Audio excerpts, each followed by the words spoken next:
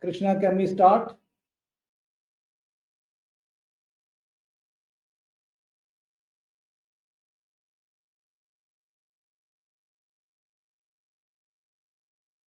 You may unmute, Krishna.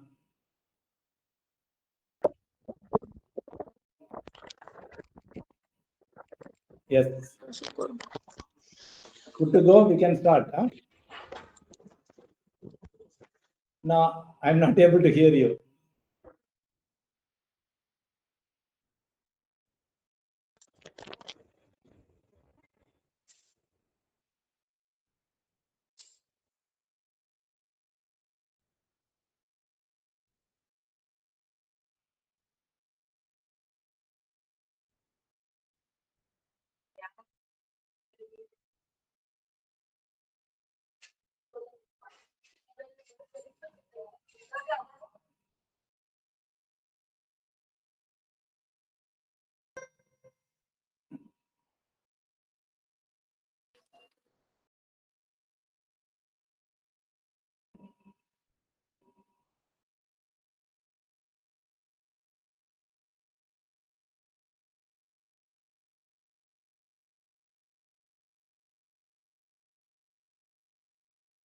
Participants, allow me a couple of minutes. Just Krishna is checking his sound. Give me a couple of minutes. We'll start. 1 or 2 minutes.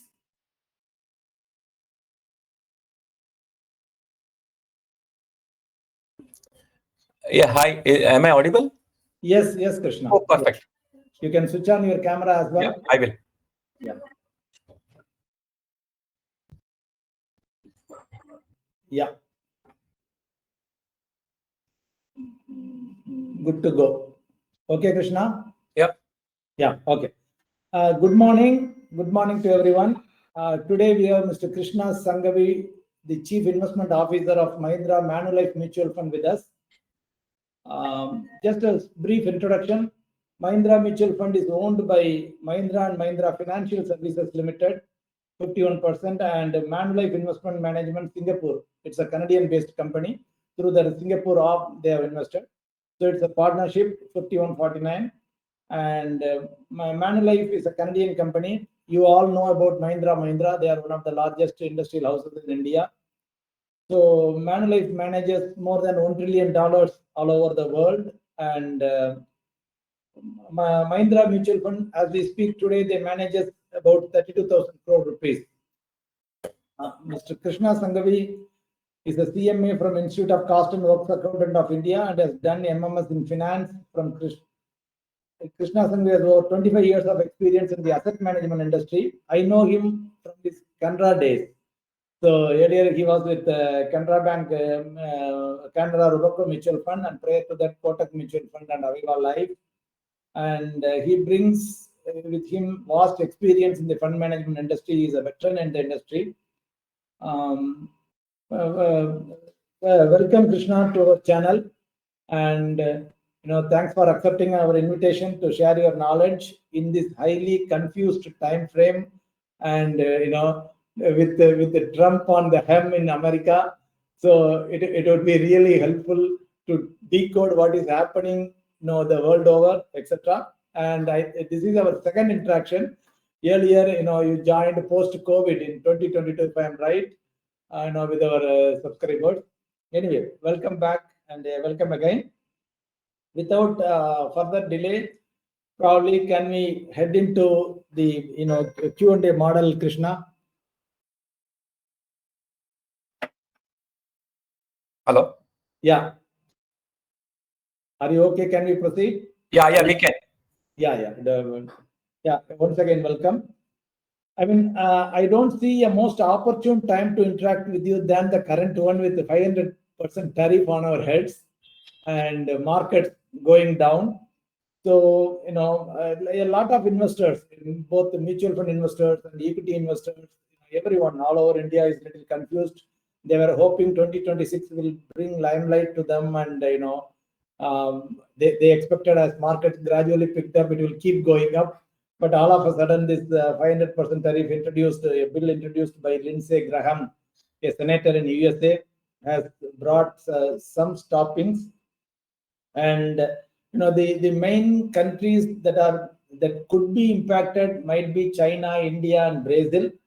And just I would like you to throw some light on this issue and how it's going to evolve, etc. Hi, good morning, and a warm welcome to you and all your clients and friends. From Mahindra Manulife is very happy to interact and possibly share some of our thoughts on markets, the way we see. You are right. A lot of things have changed, and but unfortunately or fortunately, that's the best part about equity markets, rather any financial markets, right? Financial markets are known to swing the pendulum from complete confusion to complete clarity, and as we know, the real life is actually a combination of both. We are very unlikely to remain 100% clarity mode because financial markets are all about crystal gazing about future. uh, Sitting here, we try to always anticipate what is likely to happen in future, and to be fair to all our forecasting skills, or at times astrological skills, but it is very difficult to really judge future to the perfect. And that's where that old adage, when everything looks clear, it's time to be careful, is possibly the word. And maybe we went through some of those in this CY24, CY23, and first half of CY25. Maybe things were looking very good, and as usual, when things are looking too good, it's always time to be more careful, slightly more watchful of what can happen.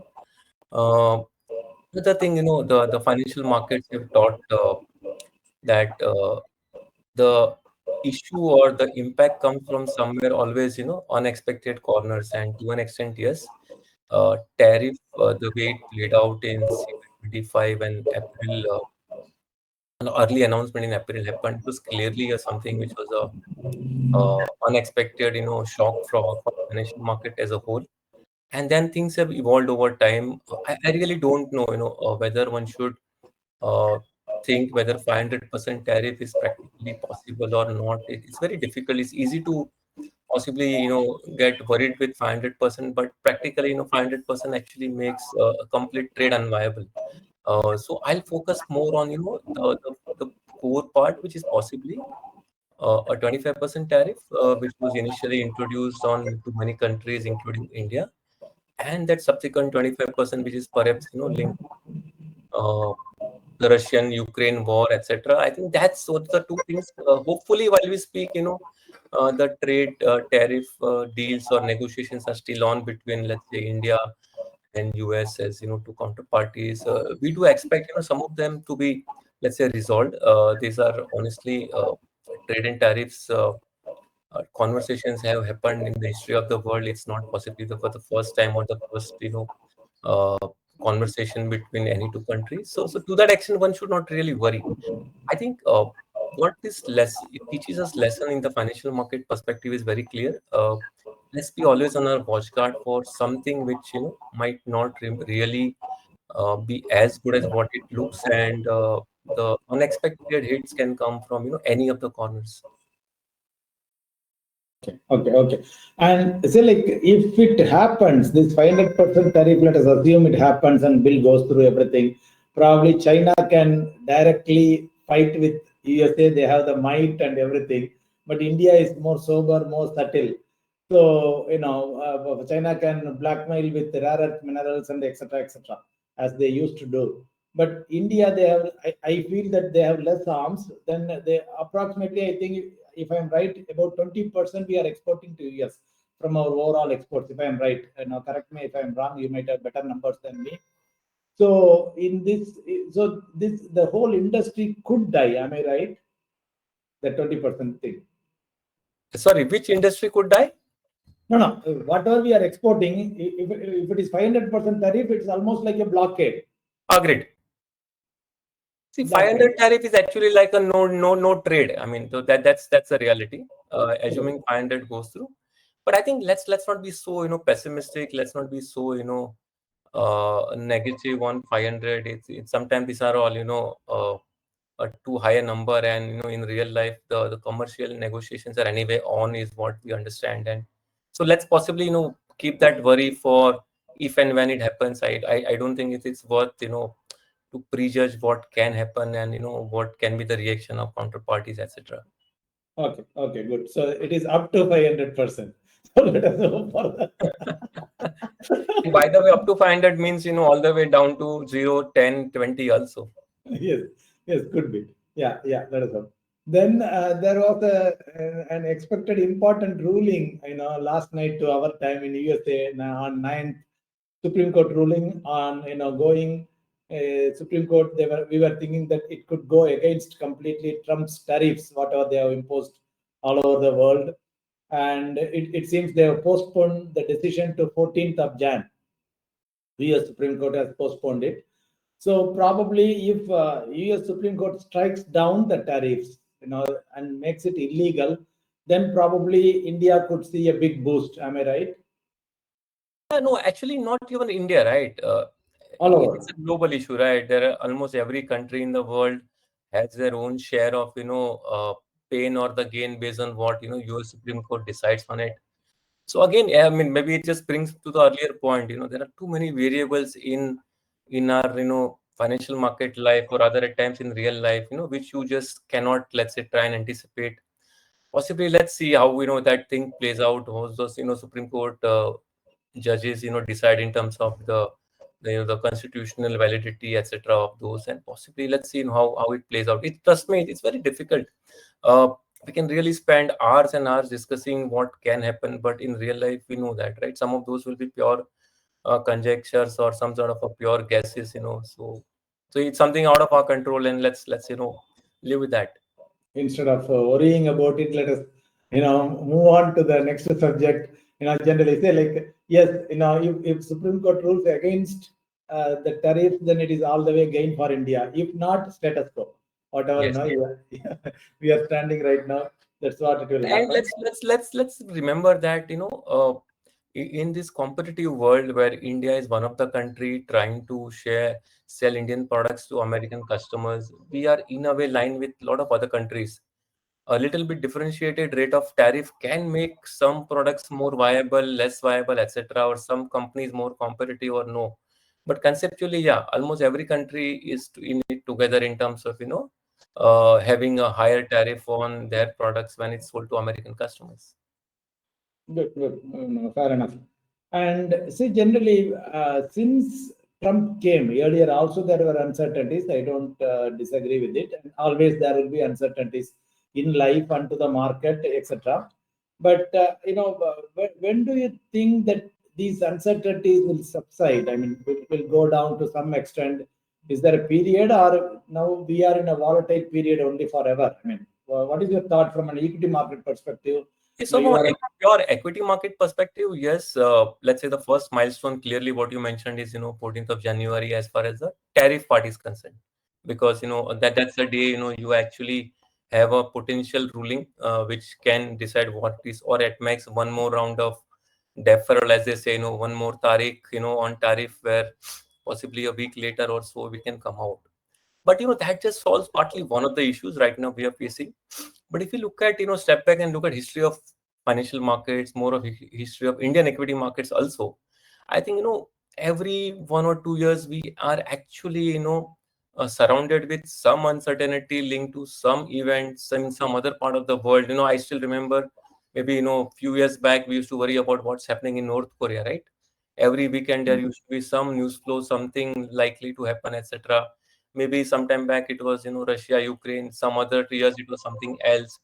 So the reality of financial market is that yes, it's a big geopolitical world with nearly 200 countries. Something somewhere keeps on happening in some part of the world.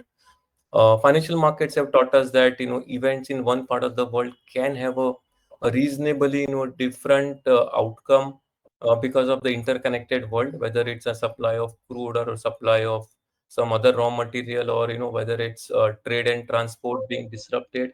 So those issues are honestly, being in financial market for long, we all have seen our journey where the indices were, I mean, 10, 20, 30, 40 years back. And if you just step back and see, what, let's say, BSE Sensex was in 1980s and what it is in 2026 right now. Let's not forget that the markets have weathered each and every storm, which either the global economy, global geopolitics, or even local politics would have offered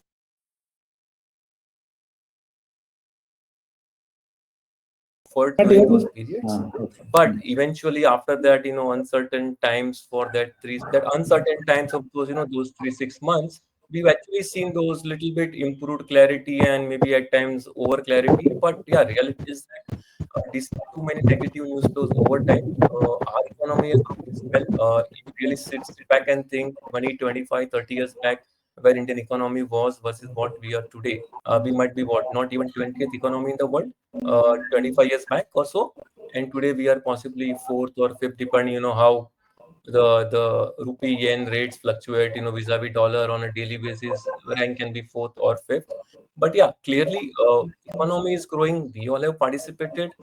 You sit back and think, yeah, for last maybe 25 years, I'm just talking about this 2000 onwards, our economy has grown at just about a nominal GDP just below 12%, something like 11.8 or so.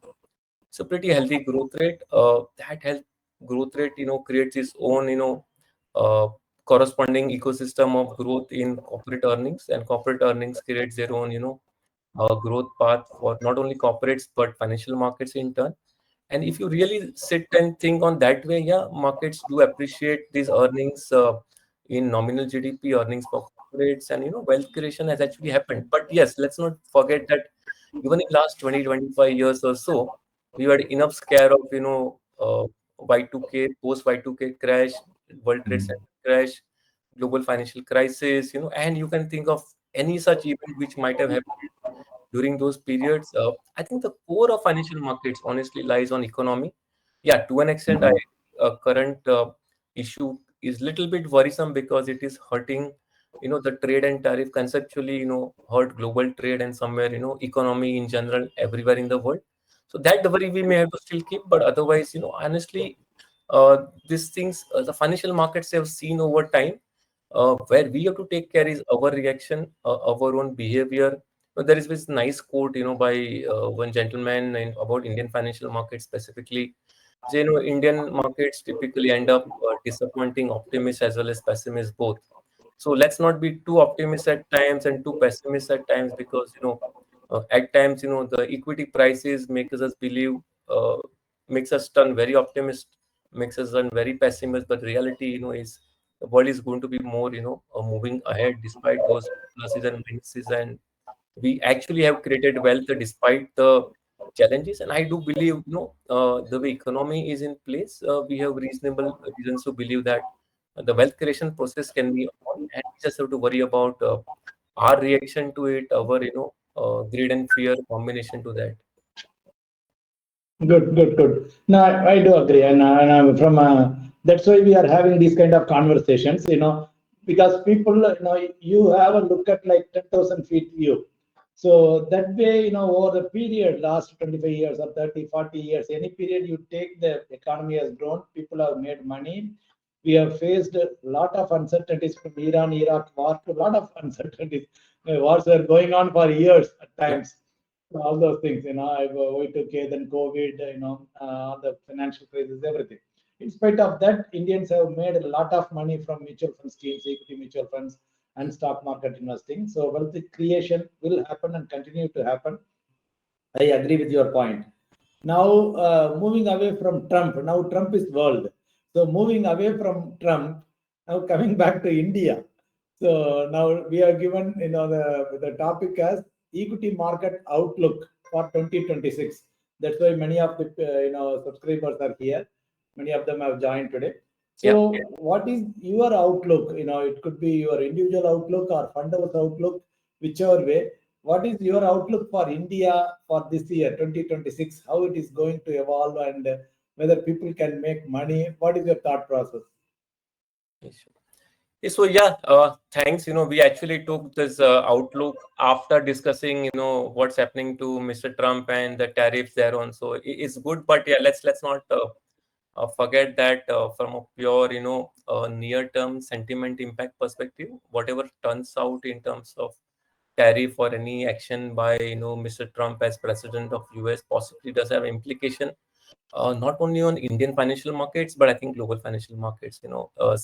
Sitting at a position where US is in terms of both financial capital of the world as well as the largest economy. I think what happens there does have an implication, and if we remember this, so first point possibly we are reasonably correlated with the world. What happens in the world economy, in the world financial markets, does get translated into Indian equity markets also. The Mhm. intensity can vary, but I think the direction typically remains the same, and that's what the meaning of global linkage possibly in the financial market is all about. So if I take that as a cornerstone, yes, clearly at times the direction usually comes from the global markets.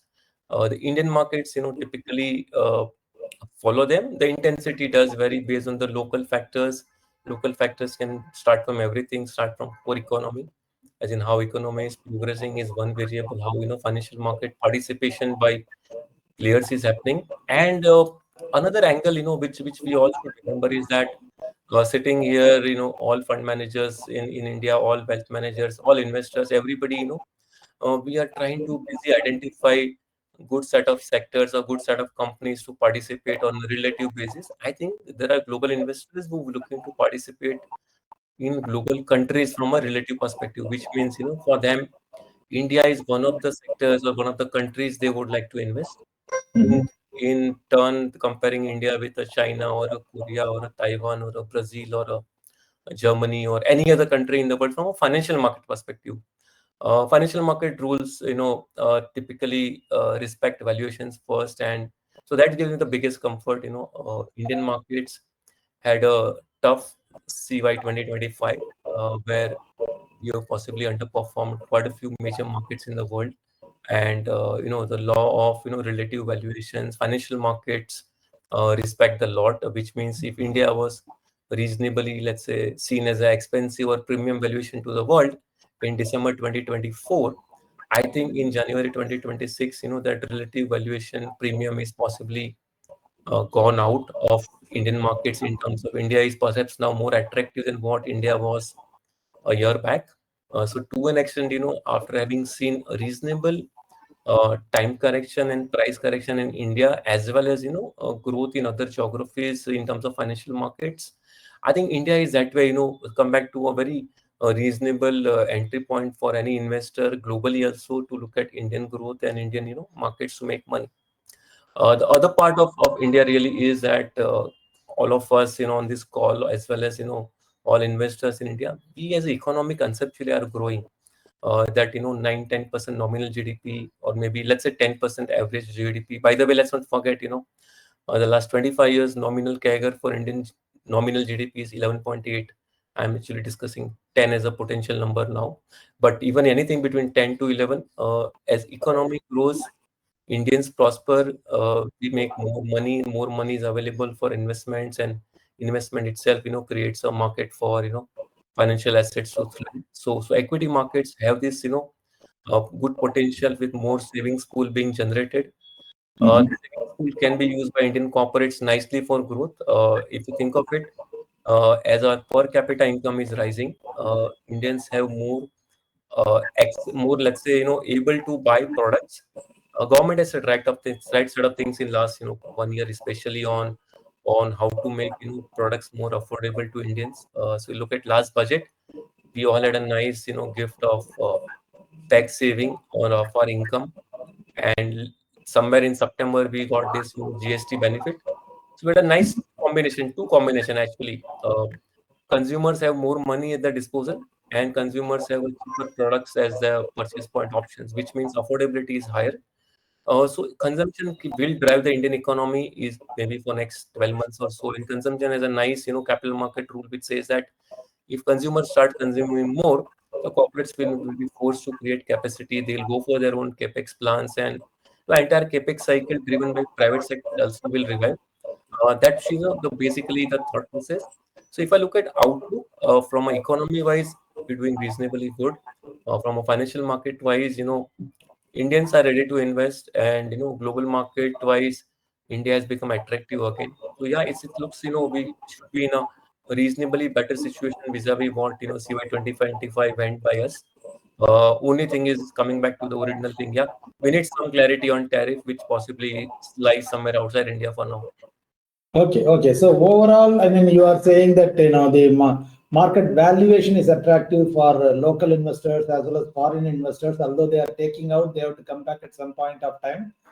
Plus, local savings and investments, retail investors are also participating in a big way. So all these things should be positive for market in 2026 for Indian markets. Yeah. Of course, yeah. Just to sum it up, and probably I think I understand that you cannot mention any numbers, but we are we are sure that the market should be positive, and no one really knows. At the end of December 2026 only we will know whether it was positive or negative, but anyway, we are expecting it to be positive. The thing is, it will be, do you think more of a subtle return or single digit or double digit? Any of those ideas do you have? If you want, you can share that, or else we can move to the next question. Yeah, so I think from a returns perspective, while we do get either very enamored or unhappy with returns in a particular calendar year or so, but if you look at a long-term return, and that's where looking at maybe 15 years, 20 years, 25 years actually helps. We broadly are looking at something between 13 to 15%, CAGR of returns which Indian markets have delivered. Depending on whether you want to take 15 years or 25 years, maybe the numbers just vary. That actually, is inherently linked to this, great thing called Indian economy, right? I just mentioned the nominal GDP growth rate somewhere at 11.8 or so. If I use this as a primary, angle to arrive at financial market outcomes. So let's not forget, economy keeps on doing well. It rewards corporates, it creates wealth. The challenge at times is that investor profile or the investor greed or fear, goes for extrapolations on both sides. In Mm-hmm. extrapolation years, you have abnormal returns either up or down.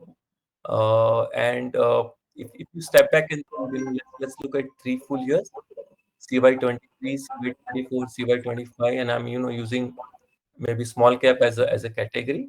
Mm-hmm. Had small cap index double in 2 years between December 22 say December 2024. A 2 year small cap return index itself doubling is typically what, 40% plus CAGR. And let's accept Indian economy didn't grow by a very high number that time, right? Our normal progress happens, but there's other times where investor behavior possibly became slightly more I'll say exuberant in terms of participation, and prices possibly went through much higher thing.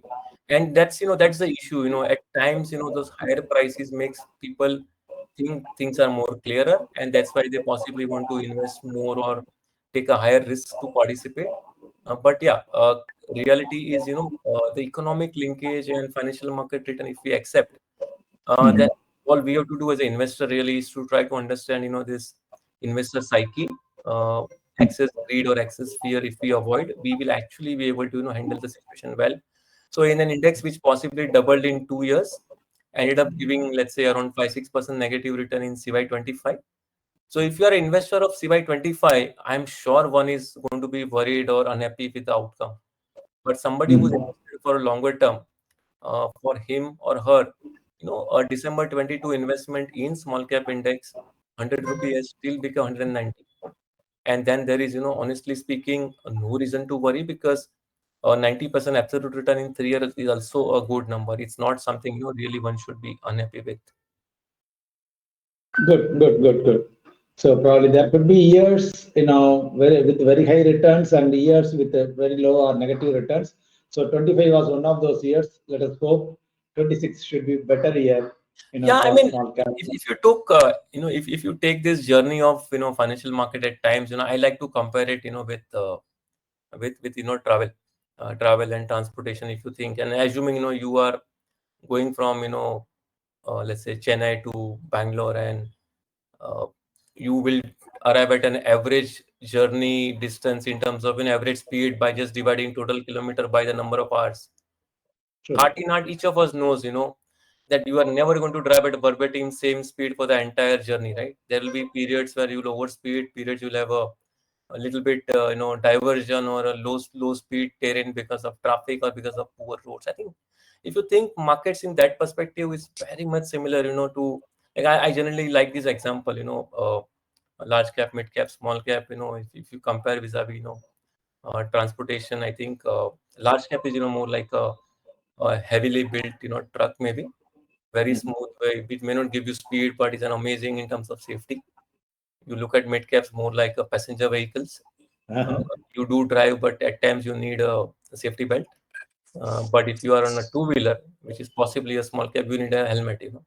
So it's more a choice. Yeah, that gives you a speed, gives you a thrill, but at times, we all know exactly in which kind of terrain, which vehicle is the best for, our own transport comfort. Good comparison. I liked it. Anyway, so coming back to the sectors, many times people are thinking, in general, we do say that, go with diversified equity. Generally, for most of the retail investors, at times people are also interested in sectoral things. So, what are the sectors that you think might do well in 2026? Yeah, so I think the best part about Indian economy conceptually is that all economies are all sectors are participating in the growth, because India as a country, when we measure on, let's say, per capita kind of comparisons, we are reasonably underpenetrated on simply too many categories, which means that the path to growth is available for each and every segment. There are very few categories where one can say India is fully penetrated from the customer access to those products. So that way it's bullish. I think if I look at pure near term next 12 months or so, uh, consumption as a category overall makes possibly sense. As I mentioned, government has done the right things. They're putting more money in the hands of people. They're making more products affordable, so that's something core. Maybe a little bit uh, slightly wider universe of consumption also means bigger thing called financial services, because that's the first thing people use financial service when they have extra money. So that's one angle. Second angle is a little bit of a slightly, let's say, contrary behavior can also come in from sectors which are exposed to outside world. Let's not forget we are still in the first 10 days of January, and the entire year is to go. uh, any situation which changes in tariffs front, suddenly changes the world trade dynamics. So any company from India, any sector which is participating in the world trade, does have its own a reason to have a nice returns in this particular year, especially considering that last year has been tough for some of those export facing companies, export facing businesses. And third part is possibly metals. You look at it. I'll focus slightly more on industrial metals, but yeah, clearly that's a space which can do, because a lot of countries in the world are trying to do their own growth. They're trying to generate their own internal manufacturing capabilities. They're going to create capabilities for transportation, ports, etc. Infrastructure needs to be created. So I think if I add up this, even that looks an interesting space. Okay. One is metals and export-oriented sector segment. What is the third one you mentioned? I said consumption, financial combination. Consumption and financial. Okay. So consumption, financial, metals, and the export-oriented things could do well. That's fine. And the most hot topic last week we had a discussion with an economist. So regarding this, just like I would like to pick your mind as well. The yellow and white metal, gold and silver. Where is it going? And what is your fundos outlook? So yeah, I think yellow, white metal, as you said, gold, silver have done exceedingly well last year. And in a way, anybody who was an investor in last January has been laughing all the way in terms of the returns made. So we have to look at this particular asset class in two form. One is it a required portfolio construct item for any investor in terms of asset allocation? Answer is yes, because as we understand in any principles of asset allocation, we need some diversification, some assets do well in a very different time frame, different kind of economic conditions. To an extent, I think that thing has played out in last 1 year in a reasonably uncertain terrain of economic news flows, etc. Possibly, gold and silver as an asset class have done well. Clearly, we can always uh, uh, continue to like what has done well, but the reality is the absolute amount of returns made in a small period of time somewhere makes one worry that is it too much too fast. I think those asset classes have remained in existence for last n number of years. It's not that it's a new asset class which people have suddenly found out. And if you simply track history of these asset classes, we can also understand at times that those asset classes have gone through their own cycles of exuberance, excess optimism, or excess pessimism, and possibly the way prices are moving nowadays suggests that it's slightly more of excessive optimism rather than not. Kind of volatility we see in the price generally believes it's little bit of more of financial market participation, more of possibly speculation. So asset classes are good. Maybe the route to participation it matters, and I have a simple thumb rule which says that uh, if I have invested 100 rupees in a year back with an expectation of 20, 30, 40% return, and if I make that, isn't it time to be little bit content, little bit happy about my own forecasting skills being proven right, and take some money out saying what I wanted from this asset class I've got? Is there a reason to feel happy and actually take money, or can I continue to expect that what happened last year can again happen? Usually financial markets do not repeat those excessive optimism. So my sense is asset classes are good. Possibly the price point makes one wonder whether it's worth a fresh investment, fresh commitments. But yeah, it's tough. It's really tough to anticipate a product which is possibly go on maybe nearly 3x in 1 year, and then what you actually do uh, is as that juncture little bit of without diluting your core principle of asset allocation, core thoughts on discipline of investments. So let me put it this way: if you have a 5% space for precious metals as a part of your asset allocation, that 5 might have become already 12, 13 this year based on the Mhm. move. Now it's actually the discipline or the greed and fear part again, where the investor, if he believes that he really want to structurally change his asset allocation to 12 instead of 5, then possibly continue. Otherwise, take little bit, of a breather to figure out what's my new asset allocation like and continue with that perspective. Okay, okay, okay. So you are now a little bit cautious on the white and yellow metals. So anyway, as a funders also, I think probably you might have reduced in your multi-asset allocation funds the holdings of silver and gold, etc. Yeah, we do own gold and silver in our multi-asset allocation. Yes. Okay, okay, good. And now coming to the fund house, I have my questions about India and economy, gold, silver, and US economy, international economy, etc. Now, how is Mahindra Mutual Fund, Mahindra Manulife Mutual Fund doing, and how many investors currently you service all over India? Yeah, so as Mahindra Manulife Mutual Fund, we are just about 9.5 year old in terms of we started with Mahindra Mutual Fund being the name in July 2016, and in May 2020 we became Mahindra Manulife Mutual Fund, where Manulife took some stake of 49% in the JV, and the 51% continues to be owned by Mahindra and Mahindra Financial Service.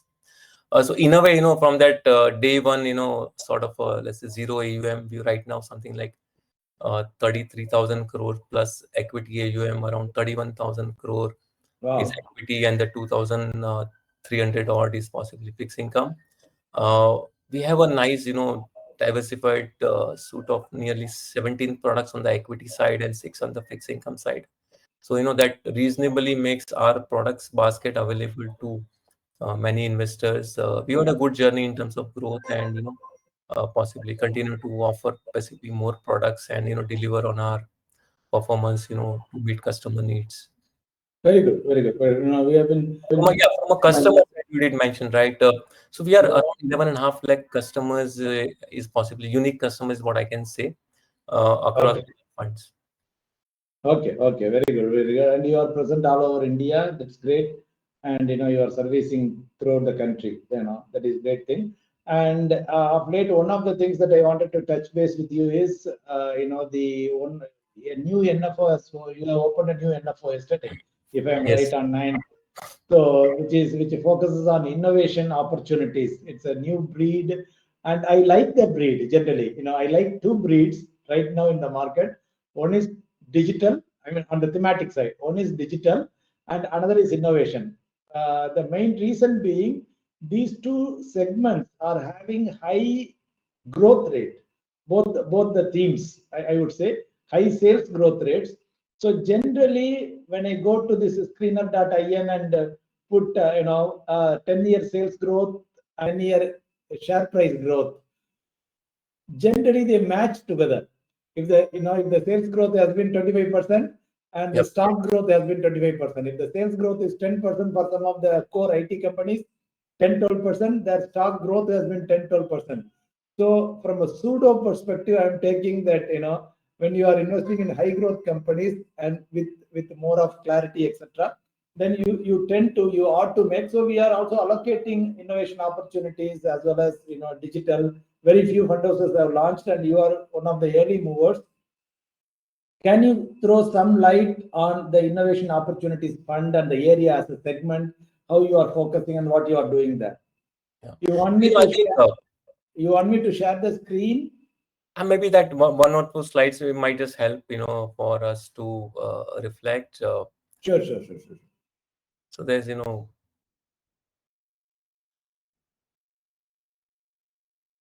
Is it visible? yeah, it is now being visible. Yes. Yeah. So I think if you can just maybe move a little bit on the on slightly down. There is a slide actually talks about innovation in terms of product innovation, process innovation, and Okay. service innovation. Yeah, okay. Let's focus on this slide for a minute. Okay. So what you very nicely said, you said you like digital kind of themes and you like innovation themes, and let's accept, in our world, the way, especially post COVID, a lot of things have changed where we using a digital technology to benefit, to participate in economic activity, even even a social activity. Something as simple as what we're doing right now, was something not thought through till 2020 COVID, where we can have a video call like this across. So the way way the human life has evolved, it's basically gone through a process where anything which we do today, which we are figuring today, is actually happens to be some innovation somewhere in past, right? There are two kinds of innovation. The way one possibly can visualize. One is a radical innovation, other is a disruptive innovation. In a radical innovation, a lot of times it's what we figure out is some new activities happening for the first time, some genuine invention or some new way of doing things is arrived at, and that at times maybe slightly, let's say, ahead of the market requirement. Because the initial base of that product can be low, but as the product gets acceptance, the growth rate is pretty high. Because if the initial base is low and the product is accepted to the markets, you have this super series of quick growth rates over maybe next 4, 5, 7 years. After that, it becomes a normal growth. And there is other set of disruptive innovation, and that's I call it a market share grab equivalent, which means it's an economic activity already going on. Products are in place, the product acceptance is in place, there is a nice market in place, and then an external player, external participant decides to enter this business, doing the same thing in slightly different way or doing slightly different thing, any combination thereof. And for that player, it's a big thing, as I've written, possibly it's a significant change, either internal or external driven, and that is a very nice way of capturing the market share. So a disruptive company basically is more able to eat into the market share of existing players but grow very fast. uh, from a fund angle, we seek to invest in basically these two kind of opportunities. Now you come to think of it, a lot of the digital commerce or e-commerce which we see is a nice combination of at some point they were seen as radical innovation, but practically they become a disruptive innovation, nice growth path, ability to capture market share of other people, etc. There is another slide down there which talks about product process and yeah, I think the next one. Yeah. So this is all what we're thinking about opportunities for us to invest as an investor for our investors. Uh, there are opportunities to invest in the product innovation companies, Mhm. opportunity to invest in a process innovation companies, and opportunity for service innovation. And each of them have their own enough examples. We just highlighted one each, but I'm sure you come to sit and think of it, we'll be able to figure out an option of n number of companies which one can invest, one have particularly benefited. I mean, very small process innovation you can think of is something like passing through a toll booth, right?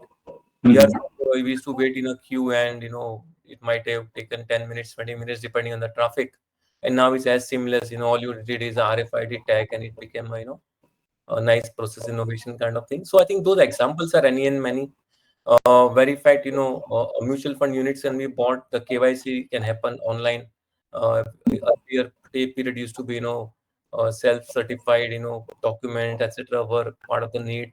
I think those innovations are happening in the world, and we all can, keep on, let's say, participating. There are enough companies, luckily in India. Another good part about innovation, honestly, is that at some time, some case, it can be a replica of a global practice. So, interdependency of, news flow in the world suggests that what's happening in some other part of the world can be understood, adapted, and improvised by Indian company for Indian customers in India. That also, in a way, is innovation because that's what, helps growth.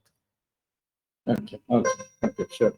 So in this fund, you will be focusing those companies that are having more of innovative products or they who can grab market share. Am I right? Yeah, basically those are the two core premises for for this kind of business. So we have a slide, maybe some 7 8 slide down. I think there is a picture on capital allocation driven. Go down a couple of more slides, I guess. Yeah, next one. Yeah, so I think look at this particular picture saying that okay, this is the way one can identify disruptive or radical innovation theme. At times, it can happen through high capital allocation by players. You are entering existing business, but because you have a large pool of money, it can be very disruptive. For it's a new entry for you. Sometimes you build nice management team capabilities. At times, market gains can come through global market dominance, etc. Digital penetration is a classic way of market share grab, which we're seeing through many companies. Maybe we highlighted one example of, let's say, Policy Bazaar out here, and at times through R&D intensities. I think those are the core ways of looking at which companies are innovating and which companies are likely to monetize therein. Because we don't really want only innovation. We want an ability for the company to benefit from innovation in Mhm. terms of ability to serve customer, monetize it by way of profits, etc. And that's the thought process. Okay, okay, okay, okay, sure, sure. So, oh yeah, let me stop sharing this. And then, so so like there are, yeah, could be few funds there in the market, and you are, a very early player into this area. And how are you going to differentiate, or what is the USP of your fund that you are going to manage this? So clearly, one is, our own investment style, which is part of our investment framework. Mhm. Growth, cash flow management, valuation is one way. Other Mhm. ways, this ability to identify those, businesses on innovation perspective, which we've basically mentioned there. Slightly wider universe we've tried to create for what's innovation like. That's the reason, it's a little bit focus on product, process, and service on one side, thoughts on radical and disruptive on other side. What we're really saying is, it's a sector agnostic product. We can have quite a few sectors of the Indian equity, Indian economy, Indian equity markets being present. And from a market cap perspective, we relatively it's a pure play flexi cap approach, because you find in Indian context, large companies also are innovating or disruptive, or even a small emerging players, disrupt and they become large companies. Today quite a few companies, even in Nifty, have emerged as a disruptor, market share grab players, and they've come up. So that's the core way of possibly saying that yes, you have a investment mandate slightly differentiated to allow more participation, and to that extent, yeah, the product portfolio we do expect a different considering our own investment framework attached therein. Okay, good. And what type of investors should invest in this new fund or innovation opportunities, in general? Sure. So I think that's a very interesting question, and honestly, I'd like to start slightly differently, saying let's focus on which kind of investor should not participate. Okay. So innovation as a theme, honestly, is a slightly medium term, in terms of outcome. So anybody who's really looking from a very short term oriented, or possibly from a momentum perspective portfolio construct, one can possibly say this fund need not be possibly for them. Other way to look at it is an investor who wants to put a large sum of money as a relative asset allocation, as a percentage to their own overall allocation to equity. They should also review, because let's take it this way: innovation as a theme is possibly a little bit more like a satellite uh, in the product portfolio basket for any investor. So the way we think about it is, there are some core products one needs to invest, and those core products are possibly diversified equity funds. And then there is a satellite where relative opportunities will come and benefit for investors, but the amount of money you would like to put. So if somebody is willing to put, I'll possibly put number something like up to 5 to 10% of their equity allocation in in this kind of funds, answer is yes. But somebody Okay. wants to put a large sum of money as a percentage pool, absolute money large not a challenge, but as a percentage to allocation, nothing you should worry. So come to think of it, any investor willing to participate in a innovation theme, who's willing to accept that this is not really a pure play diversified fund for a shorter term cycle, I think everybody should possibly try and participate.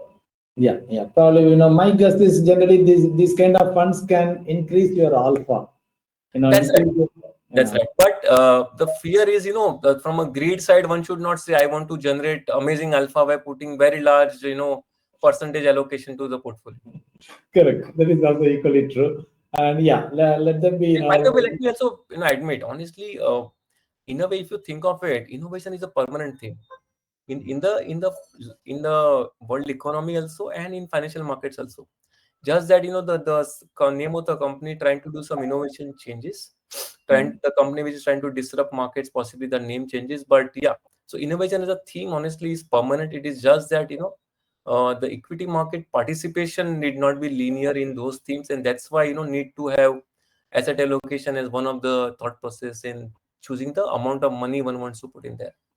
Good. Generally, also SIPs will work much better in these kind of themes in general, because you are focusing on innovative companies, and also as a part of the allocation to your portfolio, because these are high growth companies, and people who can take high risk, and people who are youngsters, definitely they all can participate. Anyway, and before But I possibly add, it is not only about high risk taking, it's also a little bit about the time frame of investment. correct. See, there are many people who are high risk takers, but if their investment time frame is a very Short span. short, then it is actually not high risk taking. It's more a different way of looking at investments. Correct. At least 5 plus years. Let us put it that way. Yeah, some time frame is required. Yes. Yeah, at least 5 plus years. That way, that's good. And very fact, we are investing with a SIP kind of thought process, which means outcome also is a longer term, right? If somebody is putting lump sum, then it can be slightly more short term. But if you are investing in a SIP, which means you'll invest over next 12 or 18 months, and then obviously one has to worry about even the last investment giving you that 3-year cycle to return, right? So by Correct. default, it becomes a longer term. That 4-5 years is a nice time frame to evaluate from an investment perspective. Correct. That's good. And I think probably we know for just for subscribers, the NFO has opened yesterday and closes on January 23rd. And I think usually the minimum will be like 5,000 you can start from, and any amount you can put it. SIP option, everything is available. And the unit price will be like 10 rupees. Anyway, that's all from my side. Probably now I will go to the subscribers. I request all the viewers to put your questions here. Already some few questions have come here. Before that, just one quick question on a personal note. Anything that you would like to share with our subscribers, your hobbies, families, likes, dislikes? You like Trump, you do not like Trump, whichever, whatever you can say. So let's say in this personal thing, let's avoid Mr. Trump, okay? In terms of any comment, but yeah, I think personal life, yes.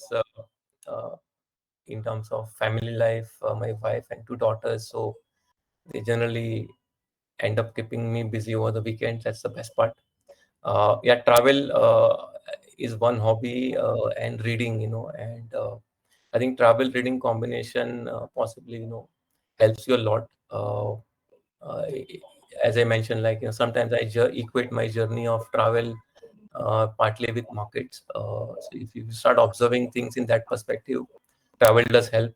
You go and see mountains, and sometimes you go and see the valley, and sometimes you go and see the sea. So I think travel is one hobby. It keeps one, unwind from the stress of observing markets live for 5 days a week. I think that's a nice way. And generally, I do believe that, world is round, life is circle, and so are financial markets. So at times, try to be a little bit more calm, etc., for our own, process and our own, work wise. I believe that. So that's mainly there. Yes. Okay, okay. Great. That is, travel, brings you relief, some relaxation from all the Mumbai, all the financial capitals, surroundings and buildings. And reading about history sometimes helps you understand that what happened maybe 20, 30, 50, or 100 years back possibly is happening now also. I mean, you look at when we read some 300, 500-year-old stuff, and there's some other country, some people invaded some other country, those histories are there worldwide. So it and all we gets a nice hindsight realization that what is happening in the world today possibly has happened in the past also, and might just happen in future. So those things keep on happening, and we just have to, let's say, learn in generally in life from some of those experiences of past. Yeah, Reading is something good in the sense that you actually learn at other people's expense. true, true, true. What Now, happened in the past, you can yeah, just. as you know, now emperors are back. Anyway, getting into the thing, and let me go here. Some questions we have already received, and people are typing some more questions. What is your view on FII? Shankar has asked this question. What is your view on FII consistent selling and government keeping mum on 1 USD equals 92 rupees? Will it reach 92 rupees? That's what he's asking. Sorry, can you repeat the second part of the question? No. What he is saying is, FII are consistently selling, and government is silent on the currency fluctuation. Yeah. So, is there a possibility that dollar goes to 92, 93? That's what his question is, kind of. So I think let's look at FIIs. FIIs are actually people who are investing in multi-country. The way I and you are investing in multiple companies in Indian markets or multiple sectors, they are investing in multiple countries in the world. So for them, the relative return expectations matter. The way, out here in this call, we just ended up discussing what sectors are likely to do well. FIIs discuss what countries are likely to do better. So in a way, uh, they are very much like us. And yeah, after this, as I mentioned earlier, a nice time correction, price correction, and partly the currency correction, we do expect FIIs to actually come back to India. As far as the currency is concerned, I'll possibly show you a very different perspective. Today, Indian rupees at something like 90 to a dollar, in, let's say, in as of today, let's say. So if you really sit back and think, and really, for all of each of us can stretch our memory to the maximum possible, time frame of past we can draw. I mean, I can think of something like 12 rupees in 1990s, or 35 rupees in 1996, or 42, 43 rupees in 2007. So if you come to think of it, the structurally Indian markets have done well, significantly well, despite some of those aberrations of currency having structurally depreciated. Yes, a 3 or a 4% depreciation happening in a very short period of time is something which makes you believe that world is ending, but that's not the reality. We have gone through these phases where Indian rupee had a sharp bout of depreciation in a very small period of time, after which it comes back. So if you really sit back and think that what we're seeing now is possibly part and parcel of overall economic growth. I mean, one way to analyze is that despite rupee behaving the way it behaved over last 30, 40 years, not only Indian economy has grown, even Indian financial markets have grown, and Indian investors have created wealth. So somewhere you might just have to possibly start accepting the rupee depreciation as part and parcel, economic journey of India, and perhaps the wealth creation. Yeah, it does matter to foreign investors. Yes, I agree, because for every rupee, let's if Indian investor makes a 20% return in any time frame, maybe the foreign investor possibly makes just about 16, 17, because that 3-4% currency gains are taken away when they equate in dollar terms. But yeah, at times for Indian investor, the longer term correlation of how rupee has behaved, how economy has grown, and how markets have rewarded us, I think that needs to be accepted. I do agree. I mean, one way is the pessimistic that okay, dollar is appreciating, rupee is depreciating. The optimistic can look at that. We are increasing. We are able to increase our exports as rupee Yeah. depreciates. So from a market angle, what happens is in a times of rupee depreciation, companies with outside India focus, companies, we are exporters and benefiting, companies which are fighting with imports in India, they actually benefit because they get a better pricing power. And, in financial market, the rule is, it's just about rebalancing between the profit pool between sector A and sector B, and which sector is likely to gain, possibly that sector does better. So we possibly have to try and identify the beneficiary of this kind of moves, rather than just worrying on a structural basis. Correct. Sure. There is that. And then there is one question from Kalishwaran that, is it 2026, is it good time to invest? Give some number based on previous and future years. If I invest rupees 100 in 2025, what are you advising us to make in 2026, 27 based on current situation? I mean, he is the exact, you touched upon this topic. He is asking, if I put 100 rupees now in 2026, 2027, how much I can make? That's what. I'll say, 2026, like any other year, is a very good year to invest.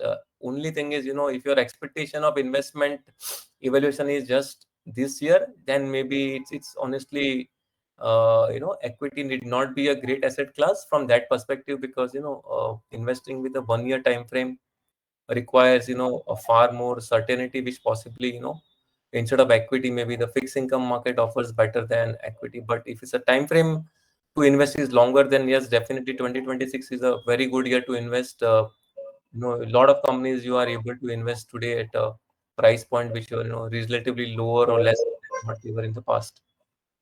Sure. So it's a good year if you are a long-term investor. And then there is a question. Let me come back. These are Mr. Devarayan. He has, is one of our customers, esteemed customers. He has put a question. Assume a pessimistic situation. Number one, tariff, no solution with the US in the short run. Number two, US militarily intervenes in Iran. What would be the hit on Nifty in such a circumstances? Which sectors are available to hide? Yeah, this is a classic, what if problem. Only thing I can drive parallel is that, yes, there were times in the past where, maybe Iraq was invaded, and what happened during those short bouts of time, and you actually know what happened after those short bouts of time, right? So I'll put it this way: all such, let's say, calamities or abnormal events have had a slightly troubled impact on the absolute near term. And anybody who's used those opportunities to clearly participate by more investing actually has gained or appreciated their wealth far more after those troubled times actually lapse. So instead of just worrying about how much markets can go down, possibly one can also be mentally ready for how much more I can invest in if those relatively tougher or extreme situations do play out. Okay, okay. So, and is there any particular sector that you think probably more of a inward focused consumption themes and all those things might be better? Yeah, so whenever global trade kind of things get disturbed because of such events, clearly, a domestic focus economy does offer a relatively safety for that particular time frame. But once again that troubled times gets over and clarity comes in, the life is as usual back to growth. Okay, okay. So domestic economy focused segment might be good. That is the answer. Then now Ganesh has a question. India is the fourth in global GDP, large economy, democracy, and huge domestic market, and of course superpower. Why market is reacting severely when USA announces sanction? Yeah, I mean, let's accept, India is not the only country. Uh, Entire world went through its own, troubled spots. If we all, just step back just 9 months in the past, we exactly know what happened in the first 10 days of April, right? When the Mhm. tariffs were announced. So despite your economic rank in the world GDP, despite US being number one, US also had its own share of fall in the markets, right? So I'll not try to, again link it to our size and scale, but I'll definitely say uh, how an economy grows uh, in years ahead is partly a function of how the economy is able to attract external support, which means external revenue. More exports you do, exports of goods or services basically gives revenue from other people into your economy. Let's not forget, this is actually very important part. US, for all practical purpose, is still the single largest economy in the world. US as a percentage of world economy is, very close to, let's say, something like 25% kind of number, if I have to just do a round off. So if, a country which is at 25% of, world economy, if that company becomes a lesser accessible to your products or more expensive for those people to access your products, then there will be some impact, some implication in any economy. Whether you are fourth rank or 14th rank, honestly, does not matter. So yeah, to an extent, if you are not able to address the largest customer in the world because of such issues, some part of growth can be impacted, is other reality. Okay, okay, good. And now Gokul, a few more, two, three more questions, then we will wind up. Gokul has a question: which can give good returns in 2026? Flexi cap fund or multi asset fund? Yeah, I think multi-asset has a relative allocation to precious metals, which has done very well. If I really think of it, I think FlexiCap can be a good year for. If I had to choose between the two, there was a year where equity did underperform and gold and silver as an asset class outperformed. My guess this year is after this time correction, price correction, FlexiCap is a good opportunity to invest. Very good, very good. Okay, Flexi cap is a better choice in this year between these two. And now we have Kannan Sornam. He is again one of our customers. How is the outlook for small cap mutual funds in 2026? Also run you run a Canada small cap fund. You one of the largest funds. A lot of assets there. If I'm right. Yes, so I think small cap again. See, one best part about financial market is that after one bad year or 12, 15 bad months of time frame, the YOY start looking attractive, and as long as economy keeps on doing well, we have this situation that any underperformance typically gets captured. So I'll be slightly more positive on small cap, but just to put a caveat, I believe need little bit better clarity on small cap on this this tariff thing. I prefer, if I have to put a word, maybe small cap is a good for SIP for this year, while flexi cap can be a lump sum. I'm just trying to integrate my answer of preference, but vis-a-vis, evaluation time frame and the investment time frame. Good. And the last and final question, expectations for 2026 budget from Gokul.